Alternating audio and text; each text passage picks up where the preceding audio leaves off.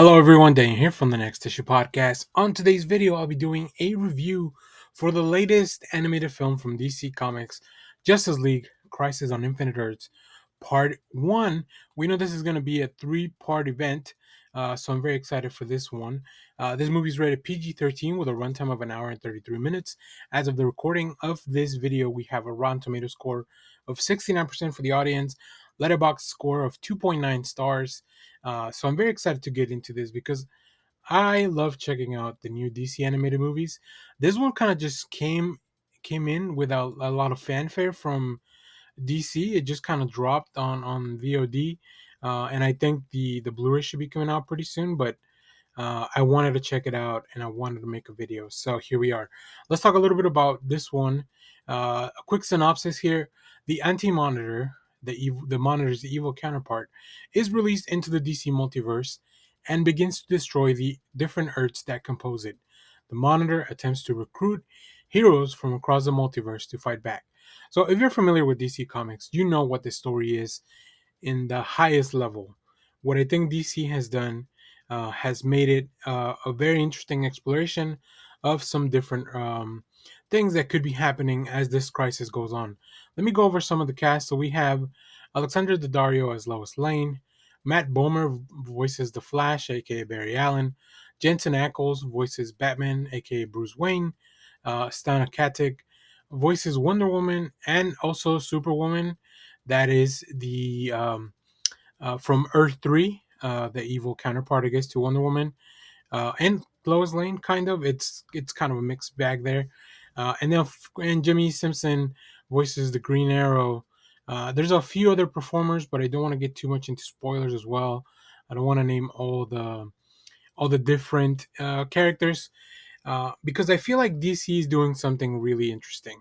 First of all, we're using the Flash as our main point of view character. The Flash is the one kind of running around, pun fully intended, throughout all these multiverses and kind of experiencing different things, jumping in and out of them. We focus on mainly uh, three or four different stories. We have something going on with Iris and Barry kind of all throughout the relationship. We also have a story with the Amazo android that kind of ties into everything else that's happening. We visit Earth 3 where we have the Injustice League, or, I think they're called different things sometimes, but yeah, with Ultraman and Power Ring and as I mentioned, Superwoman, Johnny Quick, like all those guys you probably know from the comics. Grant Morrison did a fantastic run on that. Uh, and if you're a big DC fan, let me give you some of the quick things that I did enjoy about this film. It's pretty cool. Like the Easter eggs are a lot of fun. Seeing characters pop in and out is a lot of fun. Exploring these different stories and kind of how they're connecting into the overall larger arc, I think really works. It really raises the stakes. It kind of starts putting a lot of pieces together, and it allows you to see a lot of really cool characters, a lot of really cool moments in DC mythology adapted into this. So I think that's a definitely plus. I will say the animation is interesting, but I feel like it could be so much more. You're going throughout the multiverse. You could do different types of animation for each of the universes, and I feel like that's a missed opportunity. Maybe that's something that we'll see in part 2 and 3. I don't know. I don't think so. From the trailers that we've seen, it feels like they're kind of staying consistent with their animation style. And I wish that because they split this up into three, that we would see so many different things. There are some interesting character designs, but I feel like they never push the envelope on these things. Everything looks kind of very much samey once you get past. It's even kind of confusing when you see multiple versions of the same character because they're not very different. Um, but yeah, it could be so much more. There's so much potential there. There's so many really cool animated movies now that take advantage of those different things. Also, the dialogue feels a little bit clunky to me. Like when the characters are having conversations, sometimes it feels like they're doing things for exposition's sake, as opposed to actually trying to move the story forward or express the relationship between them. But the voices are also kind of consistent in tone.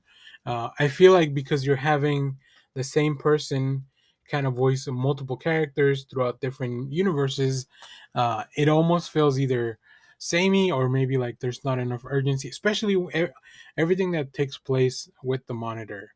There should be so much urgency there, and I feel like it's just not there. I will say this: Matt Bomer, I think, does a really great job as Barry Allen. He's so like his voice is very charismatic and charming as Barry Allen should be.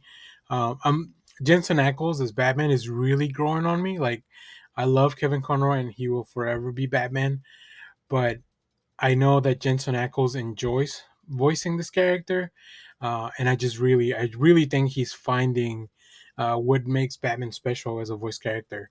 Those are kind of the things that stood out to me.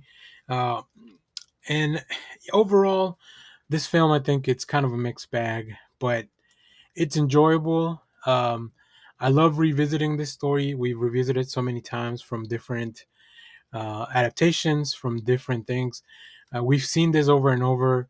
And although you kind of know the bigger things that are going to happen in the story, I think it's still very fun to go back and see how different you could really make this. So I'm excited for parts 2 and 3, just because I love it and I'm a completionist. But I definitely think there's a lot of potential being left on the floor in these films. Hopefully that comes to fruition more in part 2 and 3. So we'll see. But this did help me kind of level set my expectations going forward.